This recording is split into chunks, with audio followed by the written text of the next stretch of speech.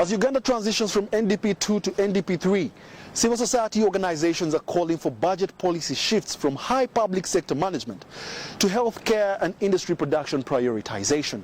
In the same regard, they also support legislation to enable enforcement of the Anti-Corruption Act of 2009 as amended. Civil society again has come forward to check government's public expenditure patterns as the country adopts National Development Plan 3. We think some institutions and some individuals may try to short-circuit the accountability standards and service delivery standards so that they can be able to absorb these kinds of huge funds that are released on last minute.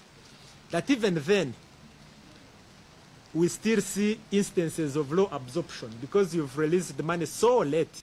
Uganda Debt Network's concern comes days after government announced that it will be taking on program-based funding as opposed to sector-based funding in the National Development Plan 3. NDP3 unfortunately has come at a point of COVID-19, at a point where the economy has shrunk, at a point where debt, due to increased borrowing, debt levels have grown, at a point where poverty and inequalities have increased, people have lost jobs. One thing that is required is fiscal discipline.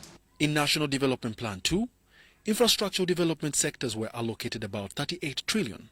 Sectors like education, health and social development were allocated 25 trillion, while production sectors like agriculture, industry, trade, water and environment jointly received 10.5 trillion.